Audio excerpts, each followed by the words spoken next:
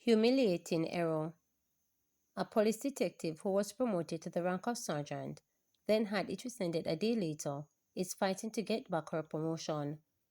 Already, Detective Constable Alisa Hutchinson has hired an attorney who has since written to the police commissioner, Dr. Kevin Blake, hinting at legal action. Our client would prefer to focus on criminal investigations and intelligence gathering rather than fighting in court with the organization which she enjoys working for, her attorney, Donovan Collins, said in a letter. Hutchinson, who is assigned to the Manchester Police, was among 16 police personnel who were promoted to the rank of sergeant on September 19th last year. The announcement was published in the Force Orders, the official internal communications organ for members of the Jamaica Constabulary Force. However, the next day, according to Collins, Hutchinson was told by head of the Manchester Police Deputy Superintendent Kerry Duncan that the promotion was an error and had to be rescinded. Duncan indicated that he was acting on the instructions of the Police High Command, Collins claimed in his letter. That reversal was confirmed in the Force Orders published 1 week later on September 26. The promotion, appearing for regulatory number, redact D. Constable Alisa K. Hutchinson to the rank of sergeant is cancelled, the Force Order stated. For the avoidance of doubt, the member remains a D. Constable. The reversal has caused Hutchinson great humiliation and severe emotional distress, according to her attorney. Nearly 4 months later, on January 12 this year, Hutchinson was recognized with a plaque for her commitment and dedicated service to the Manchester Division Criminal Investigations Branch. In 2015, Hutchinson was freed by a judge at the St. James Parish Court of corruption charges related to the 2013 escape of a man who was in custody at the Freeport Police Station, also in St. James. It was alleged that she collected $200,000 from the girlfriend of the detainee to help him with his release in January 2013. However, after a trial, then resident magistrate Colin Tide wrote that the prosecutors had not proven the case against Hutchinson. The commanding officer for the Manchester Police Division declined to comment on the reason for reversal, noting that promotions are in the purview of the Commissioner of Police. The Commissioner promotes or demotes. I can't comment on that, he stated.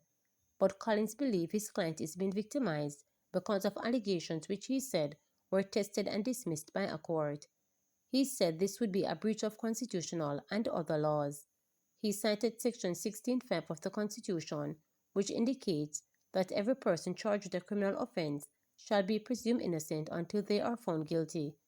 According to Collins, Hutchinson remained on suspension for over 2 years after the charges were dismissed. He disclosed, too, that the JCF attempted to have his client face an internal court inquiry, but said this was later abandoned. It is unfortunate that despite her back at work, which has been recognized by some members of the Jamaica Constabulary Force High Command, she is still being victimized because of a matter for which she has maintained her innocence, Collins stated. He urged the police commissioner to ensure that the promotion is restored so that this matter does not have to add to the already packed court system. Jamaica sees uptick in earthquakes. Jamaica felt the ground shake 19 times last year, 5 times more than they did a year earlier. And by the earthquake unit counts, this was just a fraction of the total number of earthquakes recorded in 2024, which stood at more than 670, with 310 of them being local events. Amid the seeming increase in felt earthquakes, at least over the last 4 years, 7 in 2021, 8 in 2022, 14 in 2023, and 19 in 2024, it is understandable that some Jamaicans are wondering if the country should be bracing for one big one, especially those who were jolted in their sleep at 1 a.m. when the near region magnitude 6.1 quake rocked sections of the island on December 23rd last year.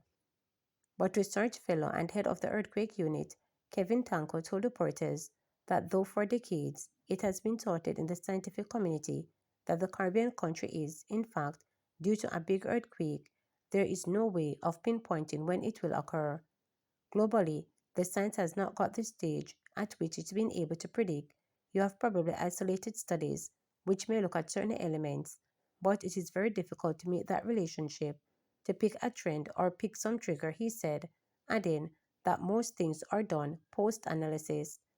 However, from recording the data or recorded seismicity, we are able to understand which faults are active, and when you combine this, you will understand that the geology are local tectonics. You can see these faults are active, these are previously active, and you can sort of build on your history from that, Tanko told reporters. With this approach, head of the earthquake unit said experts can understand which areas are likely to experience another earthquake. Again, this is largely based on history and our macroseismic hazard for Jamaica, and we know that eastern Jamaica, based on the 1692 and 1907 earthquakes, these are areas likely to experience a larger earthquake. The 1957 earthquake, however, was in Montego Bay, closer to the western part of the country, and again, our records are not as detailed as some of the longer-standing countries, so you can't tell really the trend, but you can understand what areas are most likely to have an earthquake, Tanko said, adding that it is called the probability of exceedance, which is the likelihood of a certain fault to actually rupture across a certain time frame. The earthquake to which he referred were the Port Royal quake of June 7, 1962, with the most extensive loss of lives happening in Port Royal, where a portion of the town sank into the sea, the Great Kingston quake of 1907 that resulted in more than 1,000 deaths, and the March 1, 1957 quake that affected most of western Jamaica. He explained to reporters that the often referred big quakes that is said to be due is more in relation to when was the last time that a country had a big quake or one of the particular size.